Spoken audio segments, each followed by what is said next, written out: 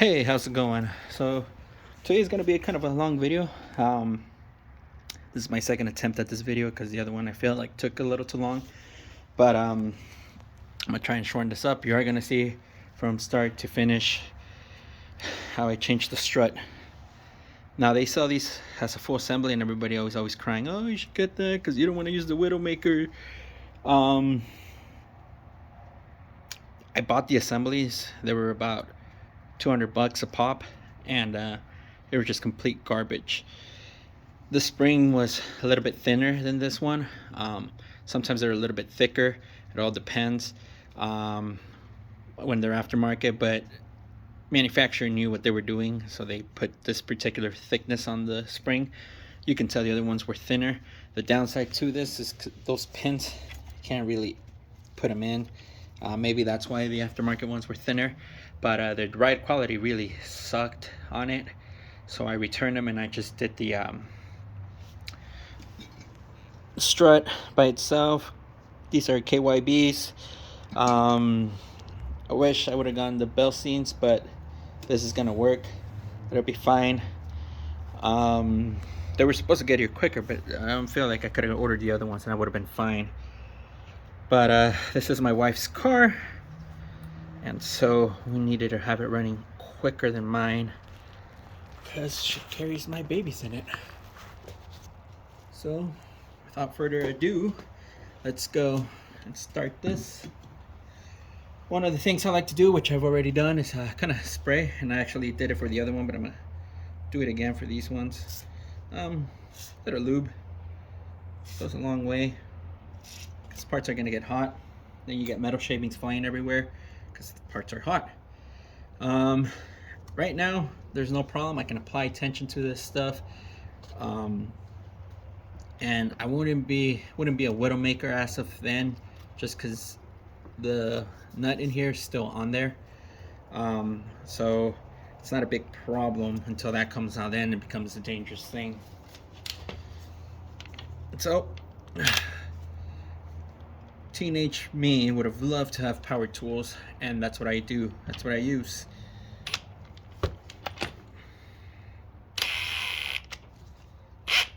There we go.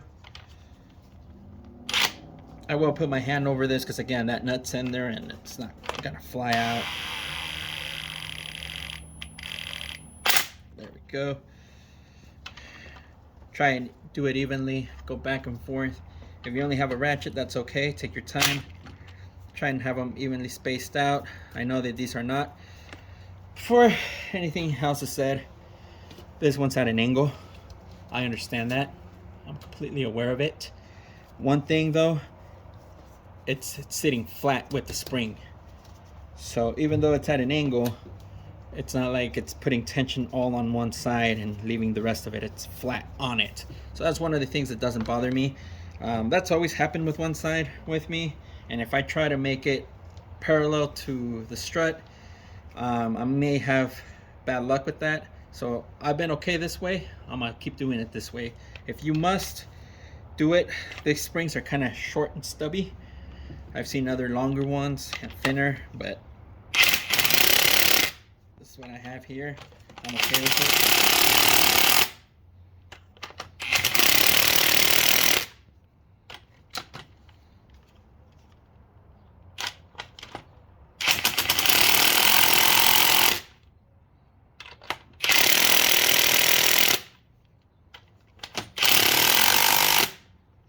And if you can tell from that last one, this is pretty much free. If I were spinning this and the bottom moved, actually, I don't think the bottom moves because you're supposed to be able to turn it with the bearing. But I don't have to go any much further than this. I am, but you don't have to.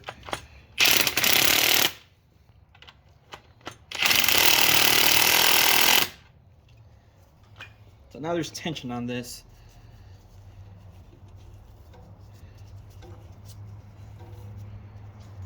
You can almost hear it, or you can't hear it. I'm gonna pop the boot off. This is how I did the other one. You're supposed to be able to hold this and with a wrench kind of go at it. GM didn't really help me out here. Vice grip towel.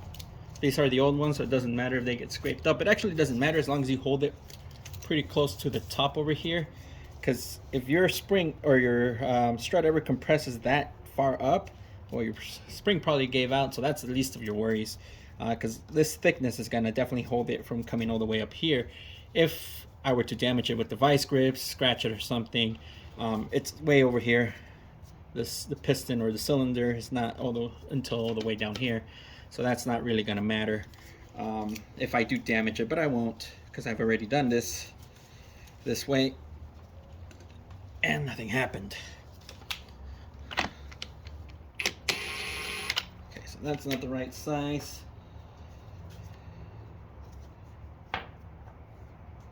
$21.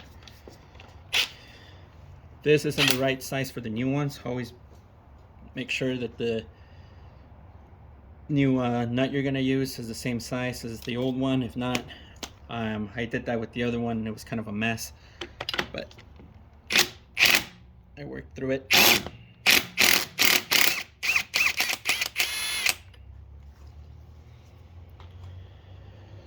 And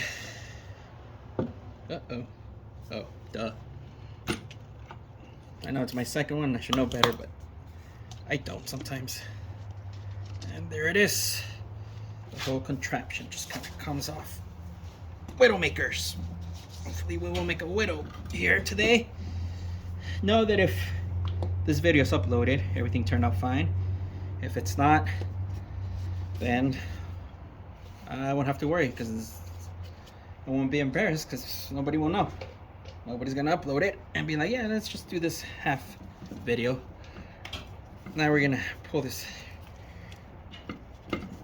rubber bushing off, get rid of all the dust and whatnot. It doesn't have to be super clean because it's just gonna get dirty again, but yeah, just give it a quick wipe. All the oil from the old one, you see how this one kind of receded back in? That's how you know it's gone. They tend to pop up almost immediately, so that one's just gonna keep going down. So off to the side, and now we have the new one here. Got these KYs, like I said. This nut is smaller than the one I took off. This is a 18 millimeter, the other one was a 19. So I got my 18 socket here and it's gonna work out perfect. Or the other one was 21, I think. It's not even 19, I think it's 21. So significantly smaller.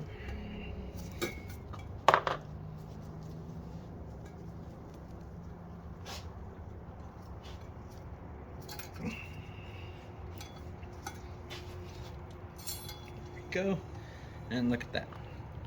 That one comes right up all by itself. Take this guy off. This guy's gonna go on top of the bearing.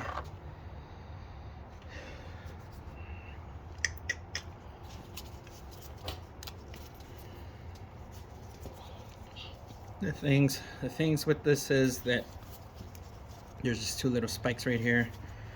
The rubber part, I'm just gonna line up with these holes. Again, this is more of a generic thing or replacement, but just make sure you pay attention to that stuff just in case your car does have it. I guess this would have been easier.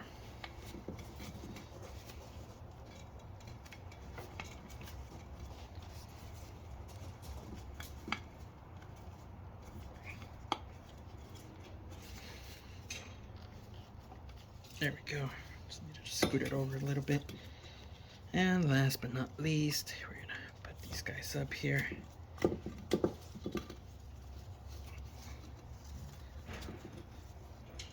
Lined up perfectly. All right, so that's done. We're gonna grab our, whoa. Like I said, they're not perfectly opposite to each other. This one's not perfectly parallel to the strut, but hey, like I said, it's seated flat on it. Surface area is grabbing it. I'm okay. Before you use the Widowmakers, inspect them visually, make sure that there's no cracks on them. And so, let me get that nut out of there. This would have been good for you to clean it up, but it's suspension stuff. It's gonna get dirty right away almost. Line up the hole, and we're in business.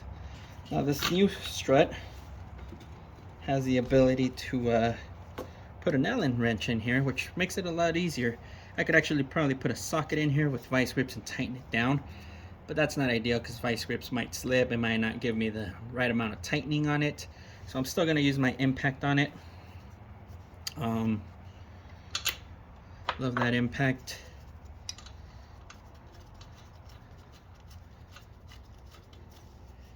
A few years ago when I bought my power tools, this came with it, and I paused that because genius me, like the first one, forgot the boot. But luckily, both times I wasn't threading it yet. Boot. Oh, boot. There we go. Take some of that off. Again, this doesn't have to be perfect because it's suspension stuff. It's gonna get dirty. You're fine. There's no sensor in there that'll get mad at you if you don't put it on right. Alright, so got that sucker on there. Now, like I said, with the old one, you could use the vice grips. It's easier. You can use them bare, pull it out. It's no good. You're never going to use that again. With these new ones, it's up to you. Like I said, I don't ever think the suspension is going to come all the way here. If it does, or the little cylinder part of it, all the way to the top over here. If it does, you're in bigger trouble than what it is, like I said before. But it's totally your decision, your cars. I am gonna go about it this way.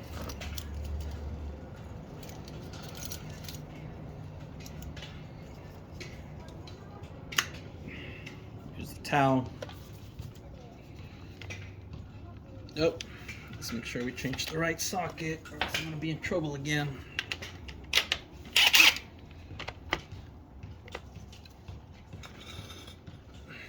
So as I was saying,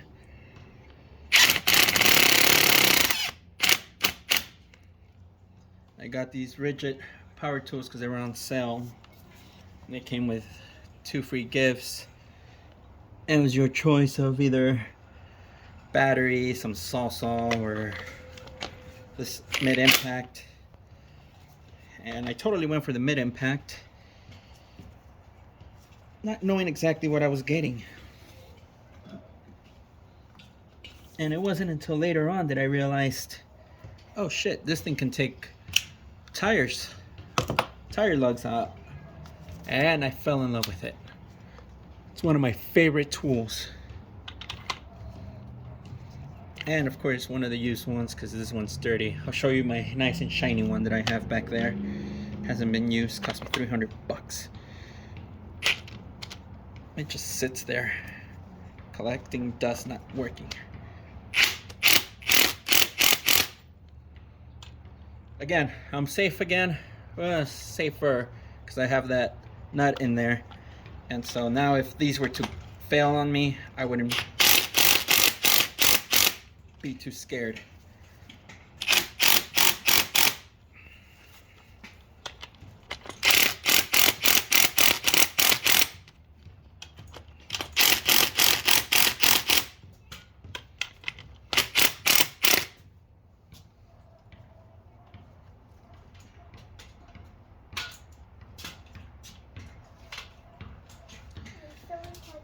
Yes, ma'am.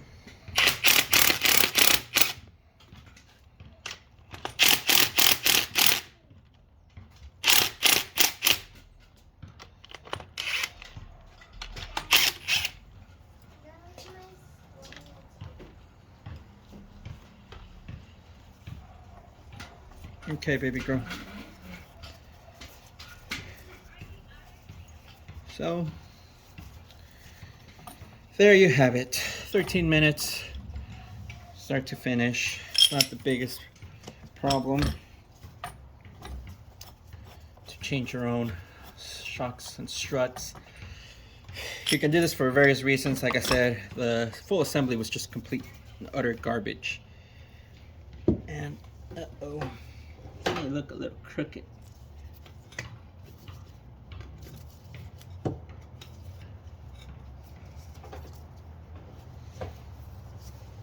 No, it looks fine now. But if anything, is to save you some money. If you don't want to pay the outrageous 200 bucks for it, I wouldn't have minded.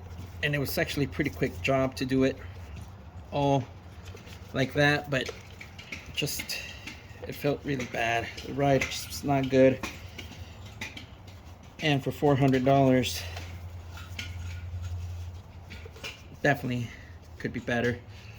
But anyway, since I am gonna upload this video, it all worked out. No widow was made here today, so there you go. Again, if anything, to save you money, or if your ride on the other one was just awful like mine, go ahead and do it this way. It's not that difficult. It adds, video is right now at 16 minutes. Might add an extra half hour to your whole day, and it's totally worth it. Have a good one. Take care. See you next time.